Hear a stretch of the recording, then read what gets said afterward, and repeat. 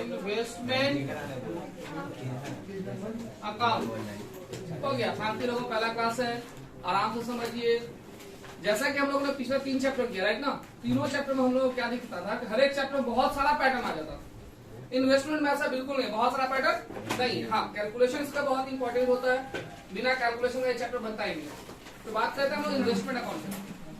या तो हम फिक्स्ड एसेट में इन्वेस्ट कर सकते हैं, या फिर हम करेंट एसेट में इन्वेस्ट, या फिर हम गवर्नमेंट सिक्योरिटी वगैरह ये सब भी करेंट एसेट के अंदर में आता है। डिवेंचर में भी कर सकते हैं इन्वेस्टमेंट, नहीं सिक्योर लोन में इन्वेस्टमेंट होता है, स्टॉक में इन्वेस्टमेंट होता है। तो कहने का मतलब है कि इन्वेस्टमेंट अगर हम लोग करते हैं, इन्वेस्टमेंट कंपनी जो होता है वो हमारे द्वारा किए गए इन्वेस्टमेंट को, या शेयर मार्केट हम लोग खेलते हैं ना, तो क्या करते रहते हैं, सामान खरीदते हैं बेचते हैं, खरीदते हैं बेचते हैं। शेयर मार्केट में यही होता है ना, purchase sale purchase sale purchase sale होते रहते हैं। तो जितना बार हम परचेज सेल करते हैं तो कुछ तो ड्यूरेशन गैप रहता है ना, 1 और 2 के बीच में, परचेज किया और सेल किया, इस बीच का ड्यूरेशन तो कुछ गैप होता है। उस ड्यूरेशन पीरियड का इंटरेस्ट होता है कि हमको इंटरेस्ट भी कैलकुलेट करना है। इन्वेस्टमेंट में नॉर्मली 3 कॉलम मेंटेन होता है, अकाउंट एक ही होता है लेकिन कॉलम 3 मेंटेन होता है। फर्स्ट कॉलम को बोलते हैं हम लोग नॉमिनल कॉलम, क्या बोलते हैं, नॉमिनल कॉलम। सेकेंड को हम लोग बोलते हैं कॉस्ट या कैपिटल कॉलम, कॉस्ट या कैपिटल। और थर्ड कॉलम को हम लोग बोलते हैं इंटरेस्ट कॉलम, ठीक है।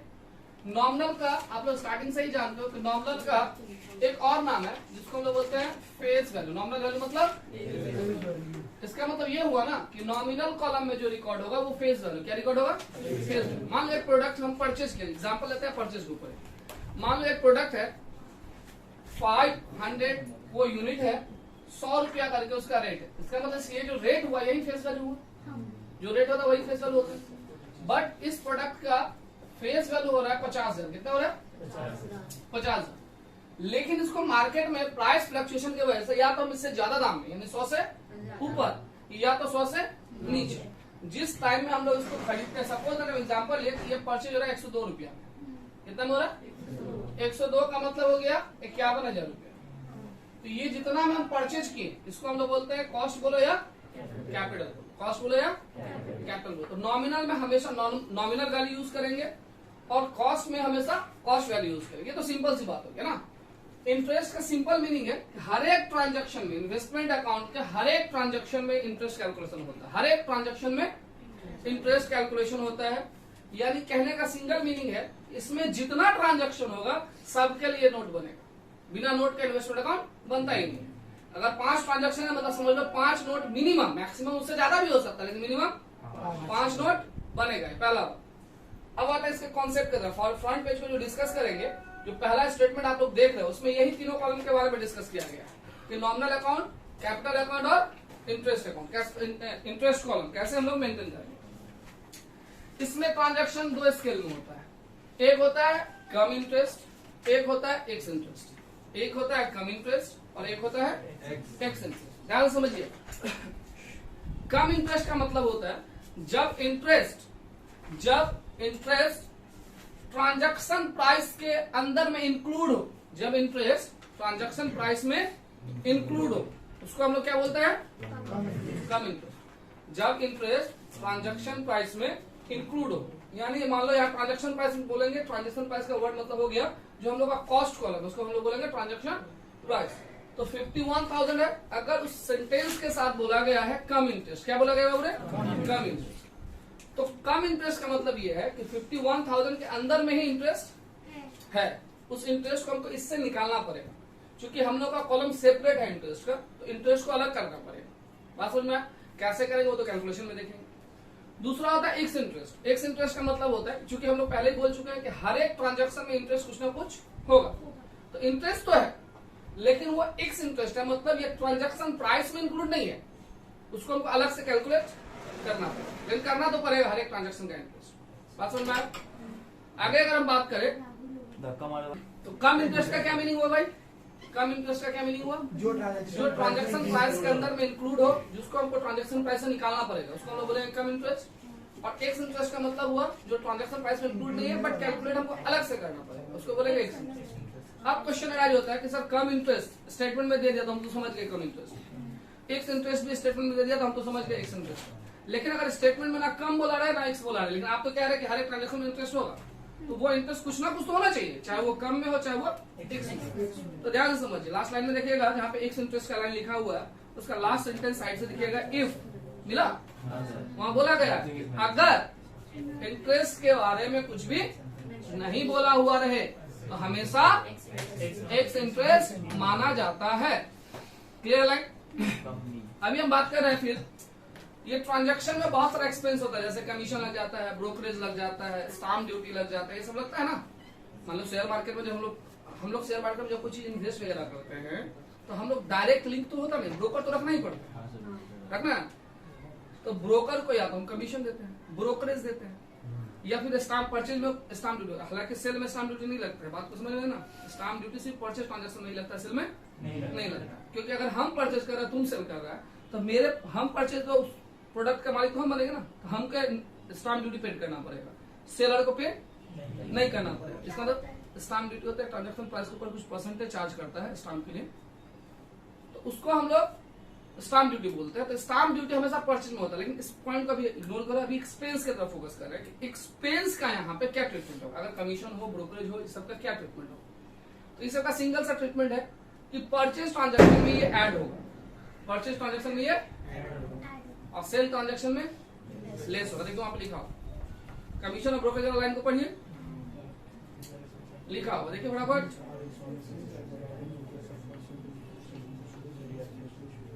क्लियर लाइन कि परचेज में और सेल में, और जो स्टाम्प ड्यूटी के माने स्टाम्प के बारे में या स्टाम्प ड्यूटी के बारे में हमने जो बोला वो भी उस लाइन में मेंशन होगा। देखिए स्टाम्प ड्यूटी सिर्फ और सिर्फ परचेज ट्रांजैक्शन में अप्लाई होगा और किसी में अप्लाई नहीं। Clear line.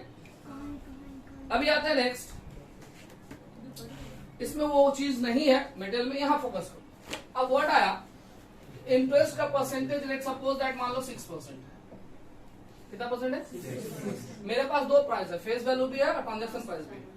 तो क्वेश्चन राइज होता है कि सर फेस वैल्यू पे ले ना ट्रांजैक्शन प्राइस किस पे ले? तो याद रखेगा इंटरेस्ट हमेशा फेस वैल्यू पे चार्ज करें, इंटरेस्ट हमेशा फेस वैल्यू पर चार्ज करें, क्योंकि हम लोगों के बीकॉम में यही सिस्टम है। हालांकि प्रैक्टिकल वर्ल्ड में जब हम लोग प्रैक्टिकल वर्ल्ड में इसका यूज होता है तो ये हमेशा ट्रांजैक्शन प्राइस पे होता है, किस पे होता है? लेकिन हम लोग का बीकॉम में जो सीयू का सिलेबस के अंदर में उसमें बोला गया है कि नॉमिनल पे ही इंटरेस्ट चार्ज करो। बात समझ में आया? देखिए ये लाइन भी लिखा होगा,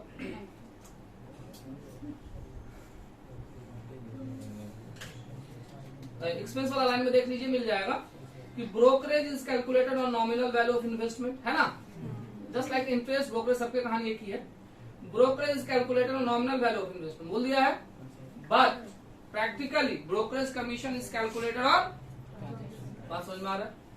हम लोग का बीकॉम लेवल में कोई भी परसेंटेज, चाहे वो इंटरेस्ट का परसेंटेज हो, चाहे वो ब्रोकरेज का परसेंटेज हो, ब्रोकरेज कैलकुलेशन हो, चाहे वो कमीशन कैलकुलेशन हो, चाहे किसी भी तरह का एक्स्ट्रा कैलकुलेशन हो, परचेज तो खुद का परचेज हुआ, सेल तो खुद का सेल, उसमें जो एक्स्ट्रा हम लोग कमीशन ब्रोकरेज या कोई एक्सपेंस चार्ज करेंगे, अगर वो परसेंटेज वाइज अमाउंट दे दे तो कोई दिक्कत ही नहीं। लेकिन अगर वो परसेंटेज वाइज है तो मेरे पास तो दो अमाउंट अवेलेबल रहेगा, तो हम लोग हमेशा फेस वैल्यू पर चार्ज करेंगे। बीकॉम लेवल का ये कहानी है, लेकिन प्रैक्टिकल वर्ल्ड में क्या होता है? ट्रांजैक्शन प्राइस पे होता है। तो प्रैक्टिकल वर्ल्ड में हमको भी नहीं जाना, नॉलेज के लिए बता दिया, हम लोग को हमेशा याद रखना है नॉलेज। Clear line. अब आता है वैल्यूएशन ऑफ क्लोजिंग स्टॉक का। अब हम इन्वेस्ट कर रहे हैं, हो सकता है कि हमने जितना इन्वेस्ट किया 1 लाख का इन्वेस्ट किया, 1 लाख का सेल कर दिया, कोई क्लोजिंग स्टॉक नहीं। बट हमने 1 लाख का परचेज किया और 90,000 का सेल किया, तो 10,000 तो क्लोजिंग बचेगा। तो अब क्लोजिंग का पॉइंट ऑफ व्यू समझो, अगर मेरा इन्वेस्टमेंट करेंट एसेट्स में, किसमें हो रहे? करेंट एसेट्स, या फिर मेरा इन्वेस्टमेंट फिक्स एसेट में, दो तरह का एसेट है, करेंट एसेट में और फिक्स एसेट में। तो फिर हम क्लोजिंग स्टॉक का वैल्यूएशन करेंगे तो करेंगे कैसे, राइट? चलिए पढ़ते हैं, ध्यान से समझिए। बोला वैल्यूएशन ऑन क्लोजिंग स्टॉक और ऑफ इन्वेस्टमेंट, और नहीं होगा, ठीक है, ऑफ इन्वेस्टमेंट। बोला if investment is held as current assets, अगर इन्वेस्टमेंट किस में रखे हुए हैं हम लोग? करेंट एसेट्स में रखे हुए हैं, then it will be valued at cost price and market price whichever is lower। Current assets में अगर है तो वो डिपेंड कर जाता है कॉस्ट प्राइस और मार्केट प्राइस पे। आप लोग को ये चीज भी याद होगा, हम लोग जब 11 में शायद अकाउंट कर रहे थे तो फाइनल अकाउंट आता था, और फाइनल अकाउंट में क्लोजिंग स्टॉक का वैल्यूएशन के बारे में यही चीज लिखते हैं कि कॉस्ट प्राइस और market price which ever is, तो क्लोजिंग स्टॉक भी तो करंट एसेट था, इसलिए ना ये रूल था। तो इस रूल का आप आराम से याद रख सकते हो कि करंट एसेट किसी में भी कॉस्ट प्राइस और मार्केट प्राइस में जो लोअर अमाउंट होगा वही कैलकुलेशन में आएगा, ठीक है। फिर कंफ्यूजन मत होइएगा, माइंड में चल रहा होगा कि सर कॉस्ट प्राइस और मार्केट प्राइस जो बोल रहे हैं यहाँ तो मेरे पास दो वैल्यू है, तो कॉस्ट प्राइस इसी को ना बोलेंगे। तो इस वैल्यू में और मार्केट प्राइस का वैल्यू में जो कम होगा, ठीक है, एग्जाम्पल के तौर पे समझाते हैं, आराम से समझिए। सपोज दैट हमने क्या माना कि मेरा फेस वैल्यू क्लोजिंग बचा 10,000, कितना बचा 10, ठीक है। मार्केट प्राइस इस सामान का हो गया 102 रुपया, कितना हो गया हो रहा है। दो एग्जांपल देंगे, एक बार हम मार्केट प्राइस हाई करके दिखाएंगे, एक बार मार्केट प्राइस को लो करके दिखाएंगे, आराम से समझिएगा। मार्केट प्राइस जो है वो 102 हो गया, ठीक है। कॉस्ट प्राइस जब हम कैलकुलेट कर रहे थे तो ये 9,800 आया था, कितना आया था 9,800 आया। अब हमको क्लोजिंग स्टॉक वैल्यूएशन करना है तो हम मार्केट प्राइस में पहले कन्वर्ट करेंगे। कैसे देखिए, मार्केट प्राइस इक्वल टू जो फेस वैल्यू, ये 10,000 है ना फेस वैल्यू, 10,000 फेस वैल्यू मतलब 100 रुपया का वैल्यू है, कितना वैल्यू है 100। अब इसको मार्केट प्राइस में हम चेंज कर रहे हैं 102 बाई 100, 2 जीरो कैंसिल, मेरा कितना हो जाएगा 10200। कॉस्ट प्राइस में कितना है 9,800, दोनों में कौन सा लोअर है, तो 9,800 ही हम लोग एंट्री में लिखेंगे, ठीक है। तो अगर कॉस्ट प्राइस कम हो जाता तो कोई हेडेक नहीं, कॉस्ट प्राइस अगर कम हो जाता तो कॉस्ट प्राइस बैठा दिया, सवाल मेरा खत्म। लेकिन अगर मार्केट प्राइस कम हो जाता है, सपोज दैट एग्जांपल के तौर पर समझिएगा, अगर मेरा मार्केट प्राइस 98 रहता, 99 रहता, 9800 इसको पकड़े है ना, तो चलो इसको 96 कर देते, 96 रहता बोर्ड के साथ देखिएगा। तो अगर हम इसको मार्केट प्राइस में कन्वर्ट करते हैं तो 10,000 था, ये 100 का है, 96 में कन्वर्ट करते हैं कितना जाता 9600। अब यहाँ पे सीपी है मेरा 9800, यहाँ लिख करके हम यहाँ लिख रहे हैं, ठीक है। सीपी कितना मेरा, दोनों में कौन सा लोअर है, इसका मतलब क्लोजिंग स्टॉक क्या होना चाहिए ना। जब कभी भी मार्केट प्राइस क्लोजिंग स्टॉक का जगह ले ले, जब कभी भी मार्केट प्राइस क्लोजिंग स्टॉक का जगह ले ले, तो कॉस्ट प्राइस और मार्केट प्राइस का जो डिफरेंस है उसको बोलते हैं फॉल इन वैल्यू। क्या बोलते हैं, फॉल इन। और फॉल इन वैल्यू का एंट्री होता है PL account debit to investment account. तो क्या अकाउंट इन्वेस्टमेंट का बनेगा, PL account debit to investment account. जब मार्केट प्राइस लोअर हो तब, कॉस्ट प्राइस लोअर हो तो कोई दिक्कत नहीं, मार्केट प्राइस लोअर हो उस कंडीशन हमको ये लाइन याद रखना पड़ता है। क्लियर है, क्लियर है। और बाकी हम बात करते हैं ये करंट एसेट, जितना भी करंट एसेट सबके लिए यही कहानी है, समझ में आ रहा। अगर हम बात करते हैं फिक्स एसेट का, तो फिक्स एसेट फिर मेथड पर चला जाता है, देखिए ना, एवरेज कॉस्ट, FIFO, LIFO, है ना। If nothing is mention in the problem then average cost should be followed. बोला है कि नॉर्मली हम लोगों का जो फिक्स एसेट है वो 3 वैल्यूज में चला जाता है, एवरेज में, FIFO में, LIFO में। FIFO रहेगा बोला रहेगा, LIFO रहेगा, अगर FIFO LIFO कुछ नहीं बोला है, कुछ बोला ही नहीं है, एवरेज कुछ नहीं बोला था, क्या बात समझ में आया, क्लियर है। चलो एक पूरा कहानी समझ में आ रहा है, रुक जाइए और आराम से समझिए।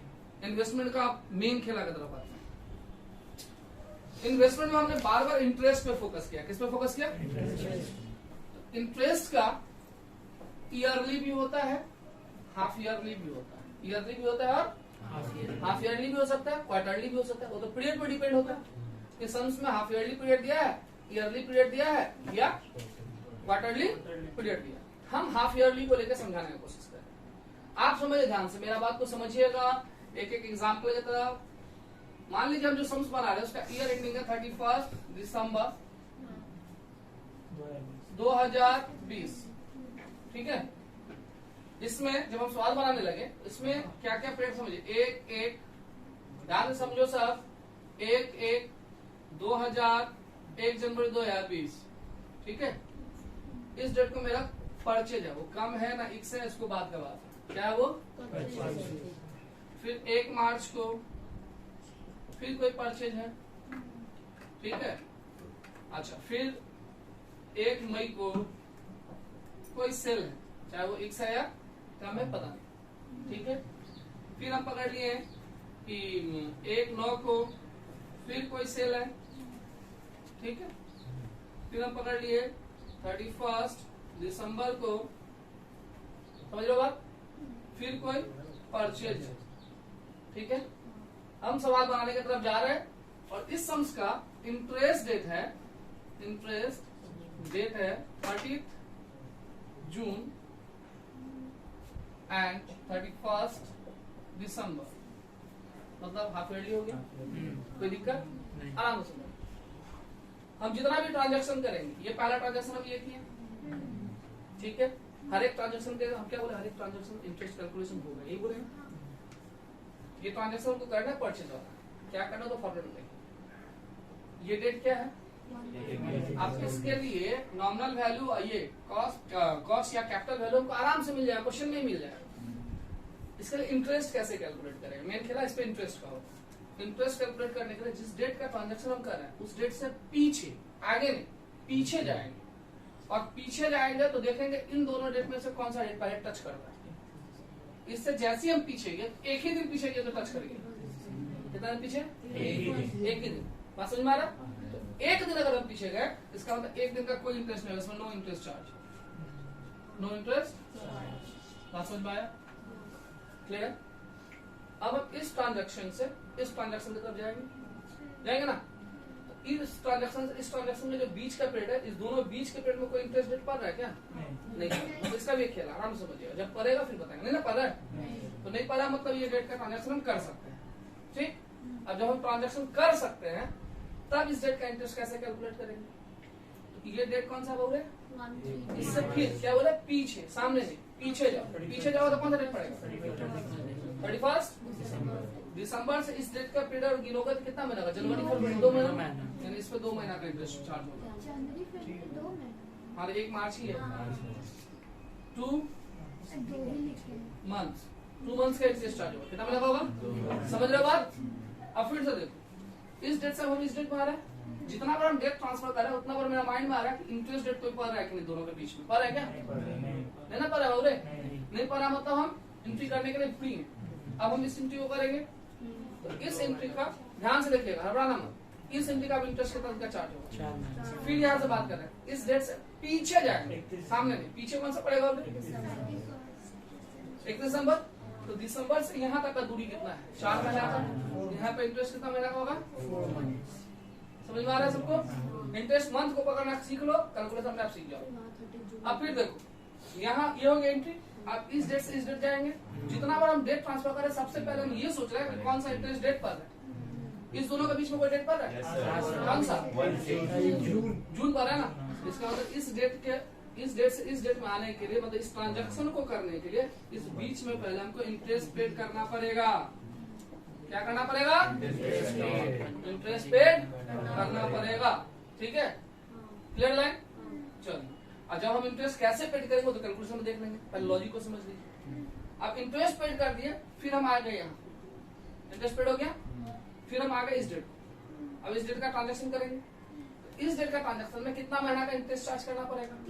इस डेट से जस्ट पीछे जाएंगे तो कौन सा इंटरेस्ट डेट पर है? अब जून पर है। अब क्या पर है? जून। समझ लो ऋषिता, जून पर है ना। तो जून से डेट का पीरियड जुलाई, 7, 8, 2 महीना, 7, 8, ये तो 9 है, 1 तारीख है, 7, 8, तो 2 महीना का इंटरेस्ट चार्ज होगा। कितना महीना का? 2 मंथ्स। क्लियर है बाबू? अब फिर इस डेट से हम इस डेट पर आए, ट्रांजैक्शन प्राइस की तरफ आए। हालांकि नॉर्मल लॉजिक ये है कि जब इंटरेस्ट डेट और ट्रांजैक्शन प्राइस सेम हो जाए तो पहले इंटरेस्ट पे कर दिया जाता है। क्या पे कर दिया जाता है? लेकिन ये कंफ्यूज करने का लाइन है, इसलिए इस पे फोकस नहीं करना। इस डेट में जब हम आए, इस डेट का ट्रांजैक्शन करेंगे, है ना। इस डेट का जब हम ट्रांजैक्शन करेंगे तो हम वर्ड क्या बोला? Same date. क्या बोला? पीछे। क्या बोले? जिससे पीछे हम जून ना पड़ेगा, है ना। तो जून अगर पड़ेगा तो जून से इस पीरियड का इंटरेस्ट गिनेंगे, कितना महीना हो जाएगा? नहीं, दिसंबर 12-31 है, पूरा दिसंबर भी काउंट होगा। कितना महीना हो जाएगा? 6 मंथ, है ना। अब ट्रांजैक्शन हो गया, मान लो मेरा ईयर एंडिंग है 31 मार्च। एक बार एग्जाम्पल होता है बता दें, ईयर एंडिंग क्या है? 31 मार्च। 31 मार्च को करेंगे ना, सीडी लिखेंगे 31 मार्च को ना, क्लोजिंग। तो आप देखो इस डेट से जब हम क्लोजिंग डेट में आएंगे, इन दोनों के बीच में इन दोनों के बीच में कोई इंटरेस्ट रेट पर है, ठीक से 31 दिसंबर पर है ना, इसका मतलब पहले 31 दिसंबर का हमको जैसे यहाँ पे हुआ था ना पेड करेंगे, फिर हम सीधी कर सकते। पूरा कहानी इसका ही है, समझ में आया बात? यही है इसका पूरा कहानी इन्वेस्टमेंट अकाउंट, ठीक है। फिर इसमें अगर सेल करेंगे तो सेल करने से प्रॉफिट या लॉस कुछ ना कुछ अराइज होगा, तो प्रॉफिट या लॉस कैसे कैलकुलेट करेंगे वो क्वेश्चन के अकॉर्डिंग देखेंगे, क्लियर ना। तो चलिए आते हैं क्वेश्चन की तरफ। किसी को कुछ पूछना है इसमें, लेना चलिए। यहाँ जो हमने लिखा इन्वेस्टमेंट अकाउंट, यहाँ पे हमको डिनोट करना पड़ेगा कि हम लोग जो सम्स बना रहे हैं उसमें इन्वेस्टमेंट कौन से कैटेगरी में किया गया। क्वेश्चन नंबर 1 को देखिए, इसमें इन्वेस्टमेंट 6% डिवेंचर में किया गया, यहाँ पे 6% डिवेंचर, ठीक है। और यहाँ पे बोला गया है कि इन्वेस्टमेंट, यहाँ पे हम लोग लिखते हैं इन्वेस्टमेंट हेल्ड कौन करके कौन रखा है ना, देखिए x limited, in the books में क्या लिख दो, हाँ क्लियर है। और यहाँ पे interest payable on, interest payable on में हम लोग लिखते हैं इंटरेस्ट डेट, इसको 2 लैंग्वेज में लिखा जाता है, इंटरेस्ट पेबल ऑन करके लिखो या इंटरेस्ट डेट बोल के लिखो, एक ही बात है, समझ में आया। तो इंटरेस्ट पेबल है इसका एक ही है 31 दिसंबर, 31 मतलब ईयरली है दिसंबर, इससे हमको पता चल गया क्या है ये ईयरली है, क्या है ये बोल रहे ईयरली है, क्लियर लाइन। अगर इंटरेस्ट डेट और क्लोजिंग डेट, फिर बताया था, अभी फिर सुन लो, अगर इंटरेस्ट डेट और सम्स का क्लोजिंग डेट सेम हो जाए तो पहले इंटरेस्ट पेमेंट होता है फिर क्लोजिंग होता है, पहले इंटरेस्ट पेमेंट होता है और फिर क्लोजिंग, बात समझ में आया। चलिए क्वेश्चन को करते हैं एक एक करके। इसके लिए कोई जर्नल काम नहीं, ध्यान समझ लो। परचेज करेंगे टू बैंक, सेल करेंगे बाय बैंक, क्लियर है। परचेज करेंगे टू बैंक, सेल करेंगे सेल से जो प्रॉफिट या लॉस आएगा, सेल से जो प्रॉफिट आया तो 2PL, लॉस आया तो, और उस प्रॉफिट और लॉस के अमाउंट सिर्फ और सिर्फ कैपिटल कॉलम में लिखा है और कहीं नहीं, क्लियर लाइन। और तीसरा पॉइंट, इंटरेस्ट अकाउंट को जब हम क्लोज करेंगे तो हमेशा PL से क्लोज होता है, किससे क्लोज होता है, PL से क्लोज होता है, क्योंकि इंटरेस्ट PL का ही आइटम है, क्लियर लाइन। चलिए स्टार्ट करते हैं। सबसे पहले क्वेश्चन में देखेंगे ईयर एंड क्या है, क्वेश्चन का क्या देखेंगे, ईयर एंड। हम लोग स्टार्टिंग से ही जानते हैं अगर ईयर एंड नहीं दिया हो तो कैलेंडर ईयर माना जाता है, तो इसमें ईयर एंड नहीं दिया है, ऐसे तो नहीं बोल सकता, पहले क्वेश्चन को पढ़ लेते हैं। बोला क्या कि on 1/1/2017 206% debenture of ₹100 each of Y Limited were held as investment by X Limited, held no purchase no sell, held मतलब ये क्या बैलेंस है उसके पास, क्या ये उसके पास ऑलरेडी है ना, हेल्ड करके रखा मतलब ओपनिंग बैलेंस है, क्लियर है भाई। तो स्टार्ट करते हैं 1/1/17 to balance BD, nominal value को नॉमिनल में बैठाएंगे, नॉमिनल वैल्यू क्या है इसका 200 डिवेंचर है और 100 करके दोनों को मल्टीप्लाई करके कितना हो गया 20,000, तो नॉमिनल वैल्यू हो गया इसका 20,000, 20,000, ठीक है, क्लियर है। अब आगे क्या बताया, इस 20,000 का जो नॉमिनल वैल्यू है उसको वो रखा हेल्ड करके, कॉस्ट है उसका 18,200, कितना है, तो कॉस्ट में हम लोग 18,200 लिखने से पहले ये सोच लेंगे, क्योंकि ये बैलेंस है, फिर भी हम ये सोचेंगे कि ये कम इंटरेस्ट में है ना एक्स इंटरेस्ट में है, क्योंकि कम इंटरेस्ट में अगर होगा, सुनिए अगर कम इंटरेस्ट में होगा तो इंटरेस्ट से निकालना पड़ेगा ना, लेकिन अगर कुछ नहीं बोला, देखो इसमें कुछ नहीं बोला मतलब हमेशा क्या मानेंगे, मतलब इसके अंदर में इंटरेस्ट, इसको हम आसानी से लिख सकते हैं, लिख दीजिए 18,200। लेकिन जितना भी एंट्री करेंगे उसके लिए हमने क्या बोला कि हर एक एंट्री में हमको देखना पड़ेगा कि इसमें इंटरेस्ट कितना दिन का छिपा हुआ है। इसमें देखिए ये कौन सा डेट है, हम क्या सीख रहा है इससे जस्ट तो पीछे जाएंगे तो एक ही दिन तो पड़ेगा, यानी इसका इंटरेस्ट क्यों नहीं होगा इसको समझिए। अभी आप लोगों ने सोचा ना, सुना ना कि क्लोजिंग डेट और इंटरेस्ट डेट जब सेम हो जाए तो पहले इंटरेस्ट पेमेंट होता है, तो ये ओपनिंग जो पिछले साल से आया है, पिछले साल से आया, पिछला साल का क्लोजिंग दिसंबर था, इंटरेस्ट डेट भी दिसंबर है, तो वो तो इंटरेस्ट सीडी से पहले पे कर दिया होगा, तो उसका फिर से इंटरेस्ट होगा ना, इसलिए इंटरेस्ट हुआ ही, समझ में आया बात। आगे बढ़ो, नेक्स्ट डेट है हम लोगों का 1/4/17, 1/4/17, ध्यान से सुनिए, 1/4/17 को हम लोग 1 जनवरी के बाद अब 1 अप्रैल को आने वाले हैं। ये जनवरी से अप्रैल के बीच में कोई इंटरेस्ट रेट है? जनवरी से अप्रैल के बीच में कोई इंटरेस्ट रेट, मतलब हम आसानी से ट्रांजैक्शन को कर सकते हैं। क्लियर है? तो चलिए, हर एक ट्रांजैक्शन के लिए नोट यूज होता है इसमें। नोट नंबर 1, ट्रांजैक्शन क्या है? बोला 1 अप्रैल 17 को 4000 रुपीज वाला नॉमिनल वैल्यू दे दिया, 4000 डायरेक्ट इंटू करके दिया हुआ, वो 98 करके परचेज कर रहा है कम इंटरेस्ट में। कौन सा इंटरेस्ट में? इसका मतलब ये क्या है? ये है कम इंटरेस्ट परचेज है ऑन 1 अप्रैल 17 का। क्लियर ना? राइट साइड में रुपीज का कॉलम, लेफ्ट हैंड साइड से नॉमिनल वैल्यू सबसे पहले लेते हैं। नॉमिनल वैल्यू जो है मेरा 4000, ठीक। नॉमिनल वैल्यू में कुछ नहीं, ऐसे क्लोज कर देंगे, लिखेंगे और क्लोज। अब ये क्या है? परचेज ट्रांजैक्शन है ना, तो परचेज ट्रांजैक्शन रहेगा, लिखेंगे परचेज प्राइस। सेल ट्रांजैक्शन रहेगा, लिखेंगे सेलिंग प्राइस। समझ गए? अभी परचेज है तो परचेज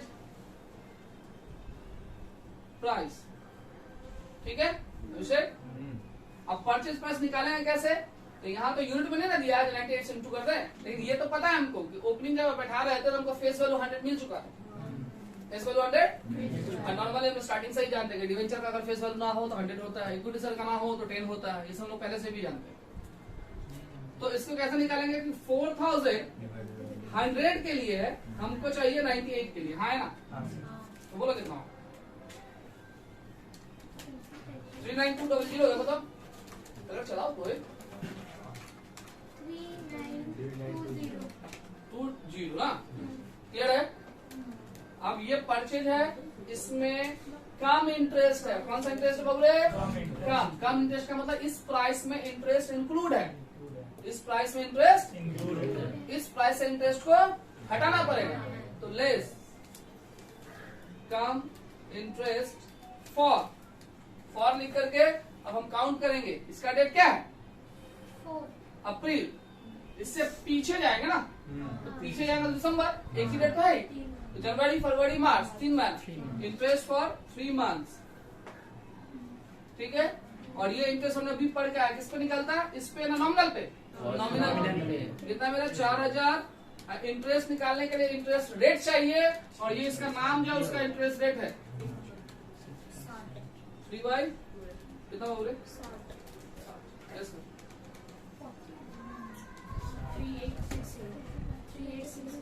3860 क्लोज। और ये जब हम लोग नेट फिगर निकाल लेते हैं तो इसको बोलते हैं इफेक्टिव कॉस्ट। क्या बोलते हैं? Effective cost. अगर हम किसी में इफेक्टिव कॉस्ट नहीं भी लिखे तो आप तो समझिए आप लोगों को लिखना है इफेक्टिव कॉस्ट। Clear line? कम इंटरेस्ट का कैलकुलेशन में कोई दिक्कत? ये क्या था? ये परचेज था। क्या था बोले? तो परचेज का एंट्री होता है क्या? Investment to bank. ये तो बचपन से ही जानते हैं, इन्वेस्टमेंट टू बैंक। इन्वेस्टमेंट में 1 अप्रैल 17 टू बैंक अकाउंट ब्रैकेट में कम इंटरेस्ट परचेज, कम इंटरेस्ट नॉमिनल में नॉमिनल वैल्यू 4000, ठीक। कॉस्ट में हमेशा इफेक्टिव कॉस्ट को बैठाते हैं। किसको बैठाते हैं? हाँ, 3860। इंटरेस्ट में इंटरेस्ट 60। नोट करते जाएगा क्योंकि हमको नोट मिटाना भी पड़ेगा इसमें, ठीक है ना। अब चलते हैं अगला ट्रांजैक्शन की तरफ, ठीक है। नोट्स ले लो साथ में, हटा दे इसको। कम इंटरेस्ट का कैलकुलेशन समझ में आ रहा है? चलिए अब देखते हैं नेक्स्ट ट्रांजैक्शन हम लोगों का 1 अप्रैल के बाद हमको कहाँ जाना है? 1/9 सितंबर में। फिर हम लोग पहले सोचेंगे यही चीज कि 1 अप्रैल से 1 सितंबर जो हम जाएंगे डायरेक्ट, इस बीच में कोई इंटरेस्ट रेट पड़ रहा है कि नहीं पड़ रहा है, मतलब उसका टेंशन नहीं है, हम ट्रांजेक्शन कर सकते हैं, राइट ना। और ये कौन सा ट्रांजेक्शन है? पढ़ लीजिए। कम ना एक्स है। क्या है ये? सेल है। क्या है ये? सेल है। क्लियर ना? हटा दे इसको। देखिए नोट 2,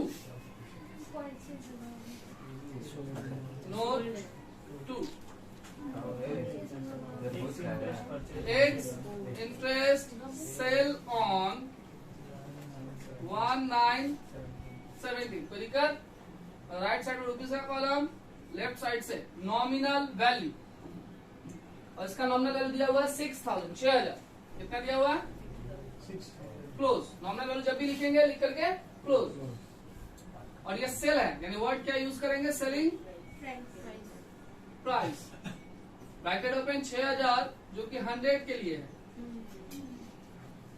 अब कितना पैसा बोला है? 96 के लिए कितना होगा? देखो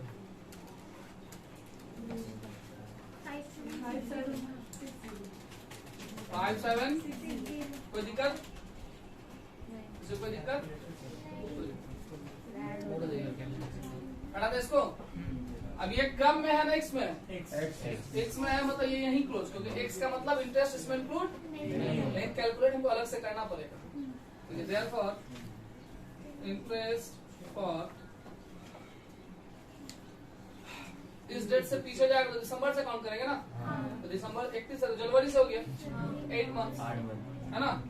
8 months equal to 6000 into 6% into 8/12 calculate कीजिए।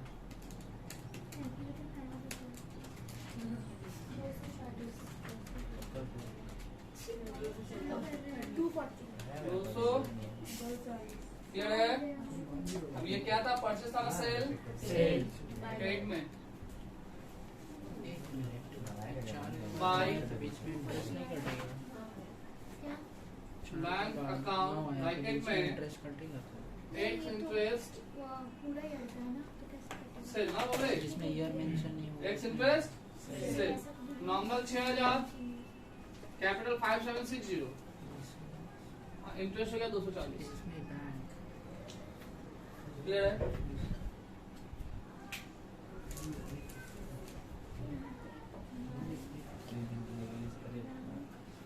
आप लोग आज के क्लास में सिर्फ इतना पकड़ लो कि लिखा कैसे जाता है, यही काफी है। लिखा कैसे जाता है, कम इंटरेस्ट एक्सपेंस कैसे कैलकुलेट किया जाता है, फिर लॉजिक में चलेंगे। लॉजिक बाकी है अरे following value, FIFO method, LIFO method, अभी तो बात की है।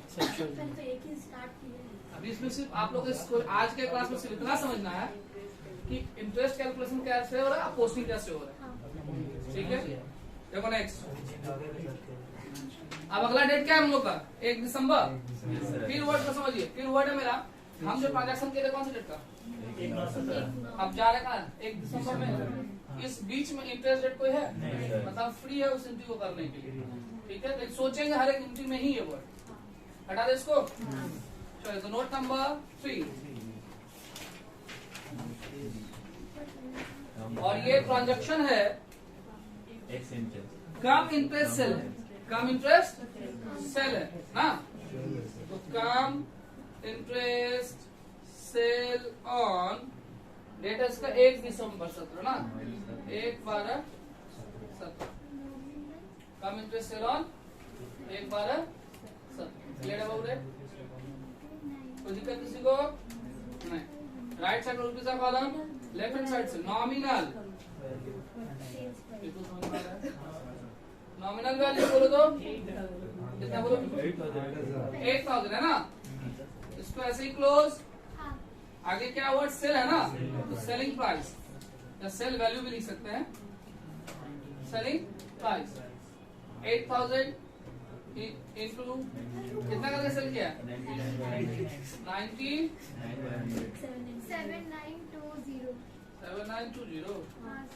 ठीक है 79। और ये कम इंटरेस्ट में है ना? इसके बाद इसके अंदर में इंटरेस्ट है, लेस करना होगा। लेस कम इंटरेस्ट, पहले मंथ काउंट करो, इससे बैक जाएंगे तो दिसंबर सही है। 11 मंथ। राहुल समझ में आ रहा है ना? 8000 इंटू 6% इंटू 11/12 बोलो 440। देखो तो लेस करो 748 क्लोज। और ये हो गया इफेक्टिव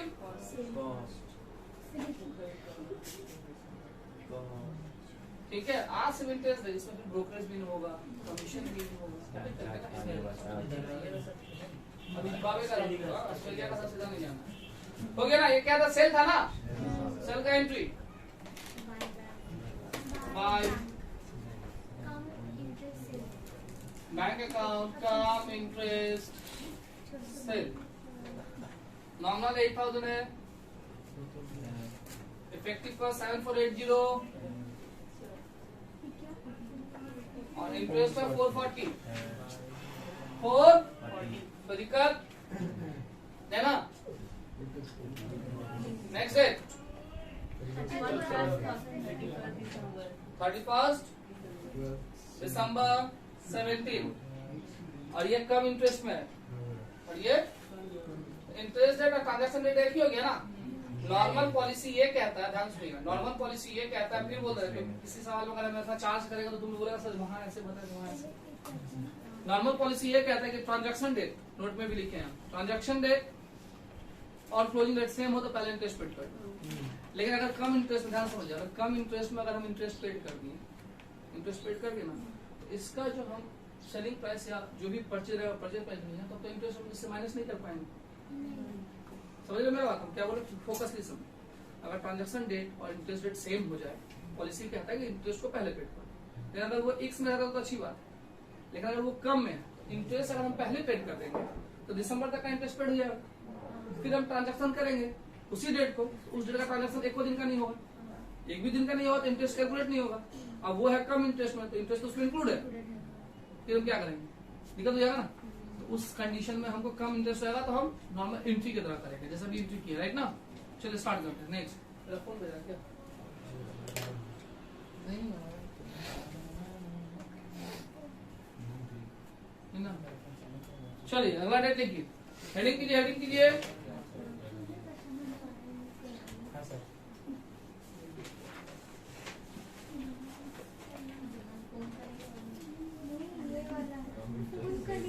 हटाए इसको। चलिए देखिए नेक्स्ट, अब क्या है, ये सेल है ना परचेज है, चलिए कम है ना, कम है तो उसको बढ़ा दो। Note number 4, cum interest sale on 31 दिसंबर 17, राइट ना। रुपीज का कॉलम, नॉमिनल वैल्यू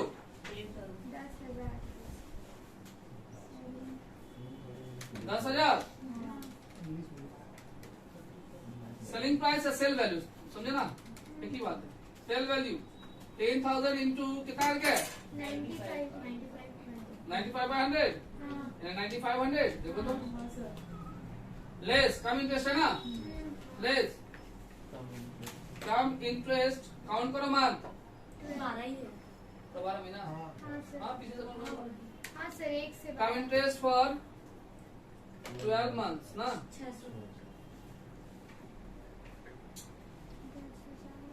600 लेस करो 8,000, कोई दिक्कत, इफेक्टिव कॉस्ट।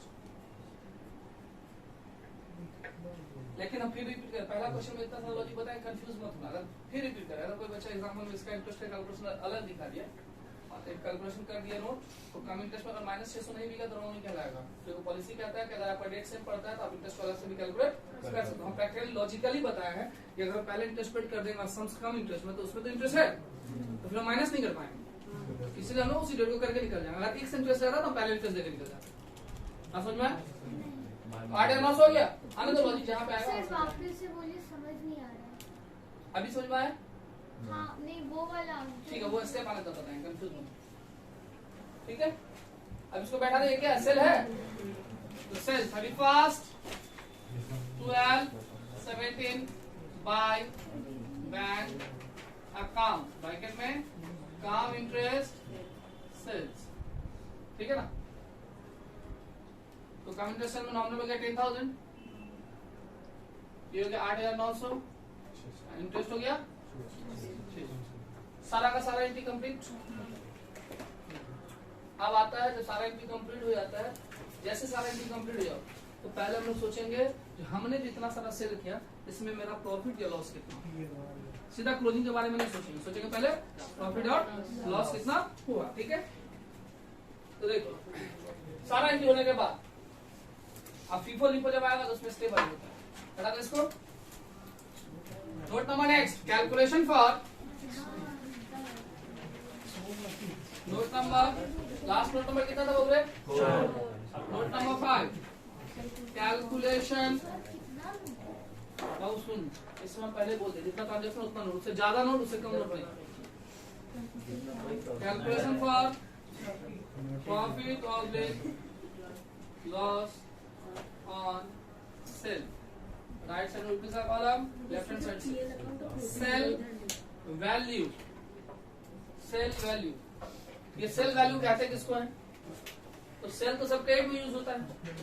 तो सेल वैल्यू का मतलब सेल वैल्यू, नॉमिनल वैल्यू नहीं, सेल वैल्यू मतलब कैपिटल कॉस्ट। फर्स्ट क्वेश्चन है, हम ब्रेक करके दिखाते हैं, आप लोग ऐड करो।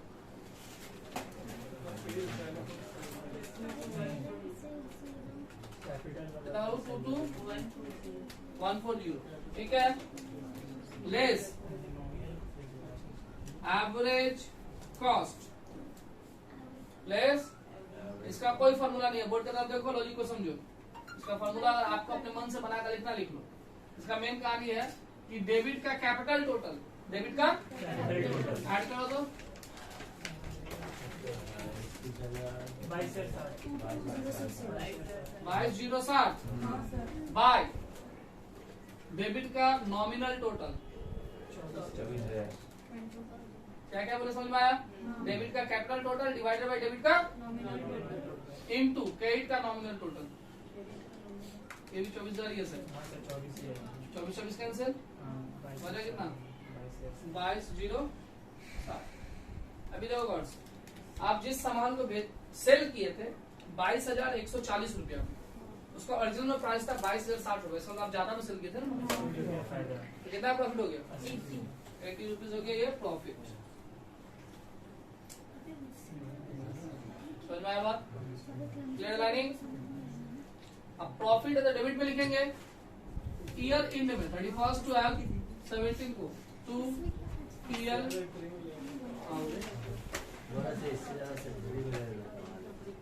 हाँ ठीक है, 2 PL अकाउंट ब्रैकेट में प्रॉफिट ऑन सेल।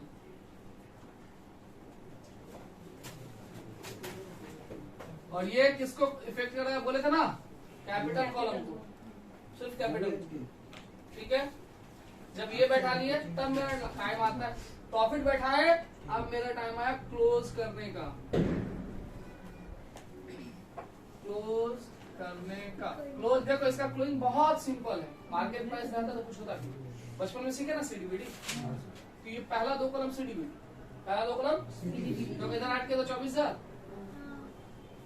इधर भी ऐड करके 24,000, तो इसका सीडी निकलेगा नहीं ना? नहीं निकलेगा। अच्छा, इसको ऐड करो, ऐड करके आएगा 22,000, नहीं ज्यादा आएगा 22,140। इसको ऐड करो 22,140, इसका भी सीडी निकलेगा? नहीं निकलेगा, क्योंकि सारा बिक चुका है। तो मोटिव ये है कि सारा बिक चुका है। 24,000 खरीदा तो 24,000 का बिक चुका है, सीडी कहां से आएगा? नहीं आएगा। अब हम PL, अब हम इंटरेस्ट को क्लोज करेंगे। इंटरेस्ट सीडीबीडी नहीं होता है, इंटरेस्ट सीडीबीडी नहीं होता है। अब तो इंटरेस्ट कौन सा साइड जा रहा है? क्रेडिट कार्ड करो 1,280, 1,1280 ना, इधर ही ना आएगा बैलेंस। इसको क्लोज करेंगे PL से, 2 PL, और ब्रैकेट में लिखेंगे इंटरेस्ट फॉर द ईयर। और ये याद रखेंगे सब भाई, इंटरेस्ट फॉर दी 1260 से 60 गया, कितना बचा? 1280 का 1280 का